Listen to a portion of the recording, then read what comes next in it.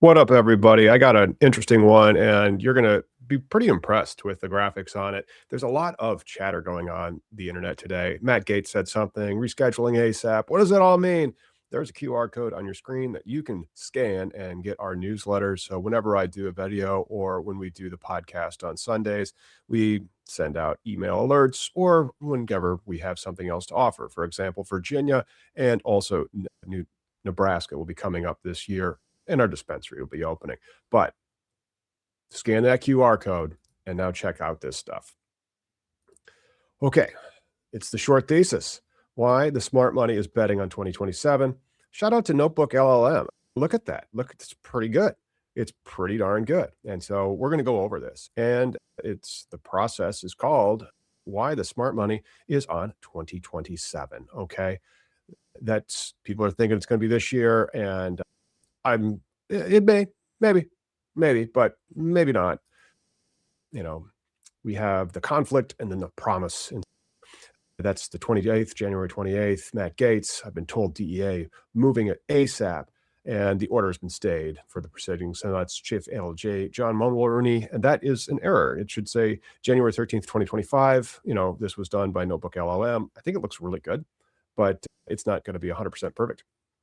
And so the rescheduling hearing begins January 30th. You're seeing that, like, is this going to, Pam Bondi is going to do something by January 30th. I just don't think it. I think that's accurate. There was something that was been filed most recently, not by Mulroney. He's out. He retired, but they filed a status report, I think, in early January saying that it still remains pending and nothing else has been done since that time. Okay, before we continue on, don't forget to like and subscribe to this kind of crap. You may like it. You may like legalizing it. And so the opposition has lawyered up. This is the problem. This is why I'm advocating that they should just do the hearing to satisfy procedural due process. And what does it mean? What does it mean to do it in the most expeditious way possible?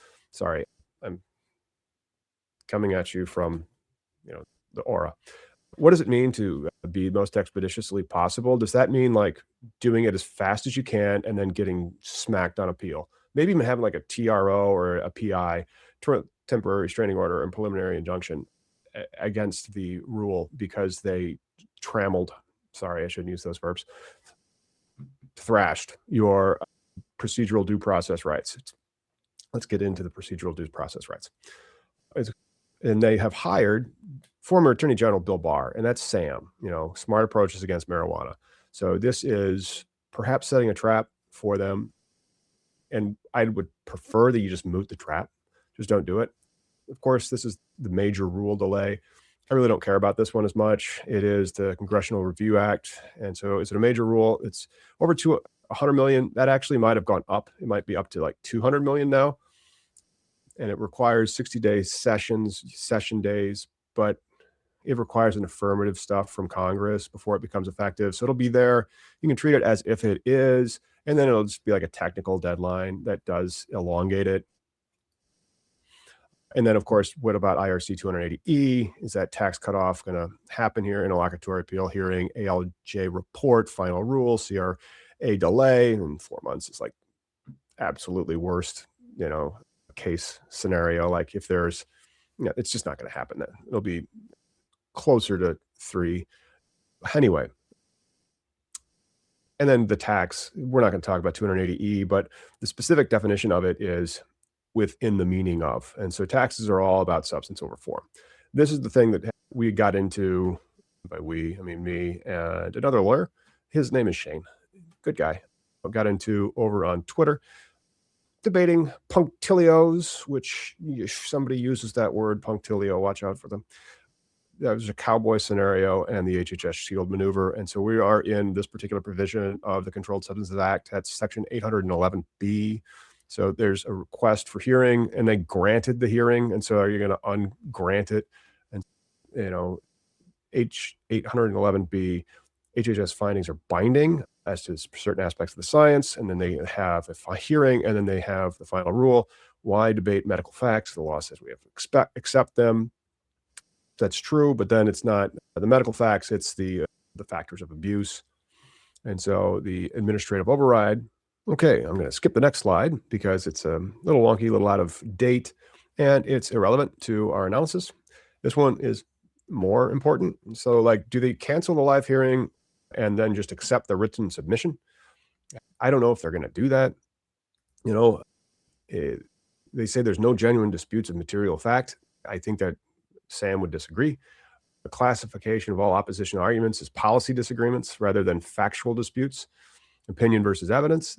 That's true, but then they would say no, there's evidence regarding the harm, or not the harm, the potential for abuse.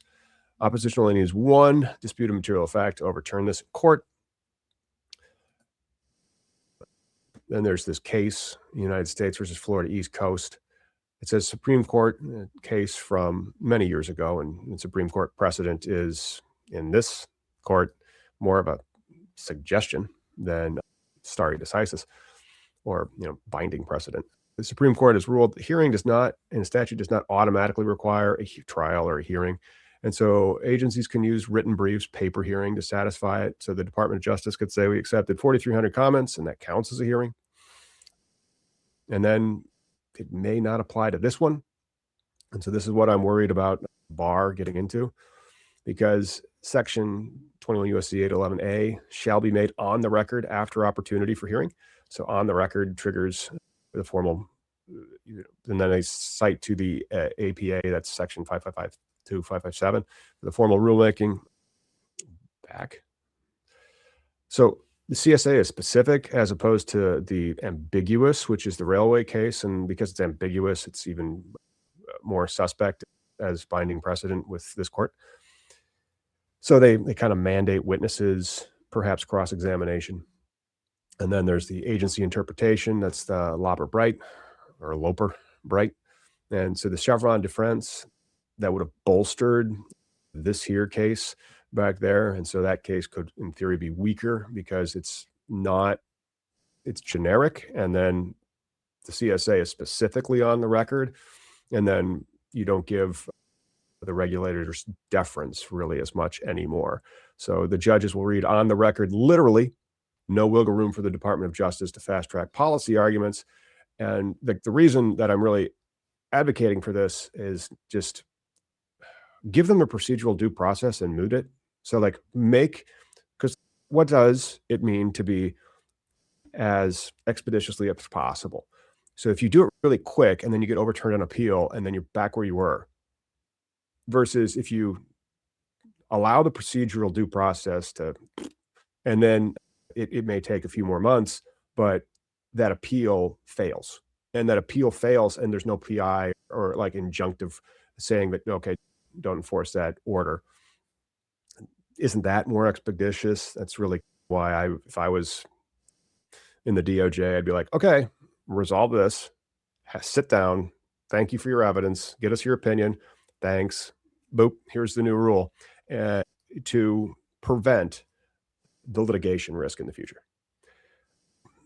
Why can't the AG just sign it? Again, this is the delegation doctrine. And so in 1973, the Attorney General delegated the CSA powers to the DEA administrator. That, of course, now is Terry Cole. Last time I saw Terry Cole, he was perp walking Maduro. Did you see that? Perp walking Maduro. Anyway, and so until that delegation is revoked, evidently that is a month-long process. The DEA is the AG, can't just simply grab the pen and sign it Ms. Bondi. So that's one of the problems that we have with that. And so the landscape after the dust settles, of course, 280E. It's still illegal, which is a whole different video. Check out the other videos on that. And the verdicts, we're stuck with the interlocutory. I hope they collapse the interlocutory. They have the hearing on the merits. They get the report. They certify it. They publish it. And then there's a CRA delay, which is just, I think, merely technical. To say that it's effective immediately. And of course, CRA may say, well, just hang on, we get our chance. And then there's judicial review. And that is why I am, and I can be wrong. I can't be. So it may not happen this way. If you want a copy of this, it's snazzy. I really like how Google has updated their Notebook LM. Some of the data is obsolete, but that's normal for AI generation unless they fact check it like contemporaneously. And some of the data that we were relying on was from, the last administration. There was a switchover in the past year, of course, obviously. Nothing has happened in the proceeding. Hopefully, we'll be able to report something that has happened on the proceeding. And if you enjoyed that, don't forget to like, don't forget to subscribe. And if you want these, I'm going to do an email blast about this, and I'm going to add this to the blog post that I have on cannabisindustrylawyer.com below.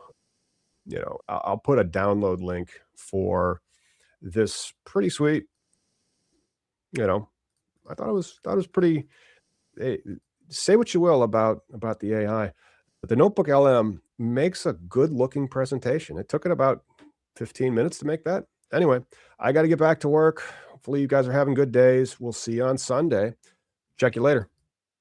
The cannabis space is not just about product categories and compliance. It's also about deals and disputes. Every compliance misstep can become litigation leverage. The Howard Law Group, they specialize in cannabis M&A, strategic transactions, and high-stakes litigation for operators, brands, and investors. When license control, partnership disputes, or regulatory interpretations threaten value, they know how to protect it. There's a link below to Howard Law Group. If you're looking to lock down counsel,